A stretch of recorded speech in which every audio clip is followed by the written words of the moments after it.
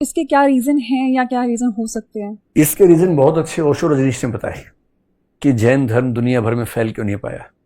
3-4 वजह। पहली बात, जैन धर्म में मुख्य रूप से दिगंबर संप्रदाय, वैसे भारत में श्वेतांबर लोग ज्यादा हैं संख्या में, 80% के आसपास होंगे मेरे ख्याल से, पर जिन्होंने मूवमेंट ज्यादा की उसमें दिगंबर ठीक ठाक संख्या में थे।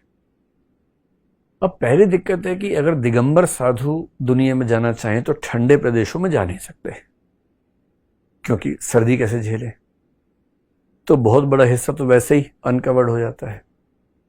फिर वो सब शाकाहारी हैं। आप ऐसे क्षेत्रों में जा ही नहीं सकते जहां मांस के बिना काम नहीं चलता है, जहां ठीक से खेती नहीं होती है, वहां जैन धर्म चल ही नहीं सकता। तीसरी दिक्कत क्या है, जैन धर्म की मान्यता है कि कोई भी साधु केवल जैन घर का खाना खा सकता है।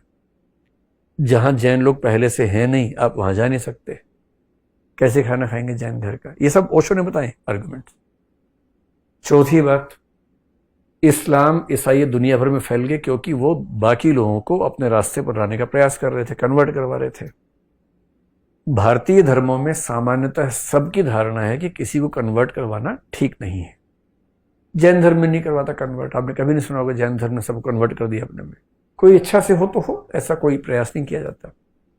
जिस धर्म को किसी को कन्वर्ट करवाने की इच्छा ही नहीं है, वो बाहर जाने का प्रयास भी क्यों करेगा?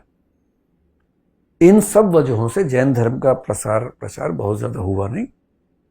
मेरे ख्याल से उनका शाकाहारी होना, कपड़ों में एक अनुशासन का होना और कन्वर्ट करवाने की इच्छा न होना, इन वजहों से जैन धर्म का प्रसार बहुत कम हुआ।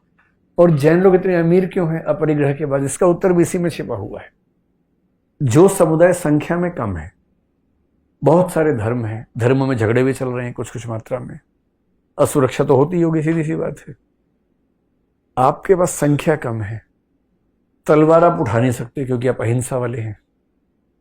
संख्या भी कम, तलवार भी नहीं उठा सकते। तो ऐसे समाज के पास ताकतवर होने का एक ही रास्ता होता है, पैसा।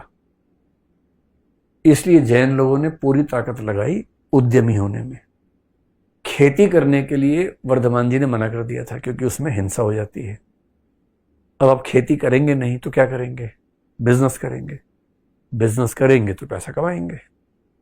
और एक अंतिम बात है कि जैन समुदाय के अधिकांश लोग उस समुदाय से आए हिंदू धर्म में से जो वैश्य समुदाय है। इसलिए आप देखेंगे आज भी जैन और गुप्ता में खूब शादियां होती हैं, जैन अग्रवाल इन सब खूब शादियां होती है। वो एक दूसरे को अलग मानते ही नहीं ज्यादा, क्योंकि दोनों, मतलब मेरा मानना है कि दोनों के रूट्स काफी हद तक सेम रही हैं। और ये पूरी वही सोसाइटी का ग्रुप है जिसकी बिजनेस सेंस बहुत स्ट्रांग है। तो जैन समुदाय में, मारवाड़ी समुदाय में, जो वैश्य समुदाय है, इन सब की बिजनेस सेंस बहुत स्ट्रांग है। इससे भी उनके अमीर होने का रास्ता खुलता गया।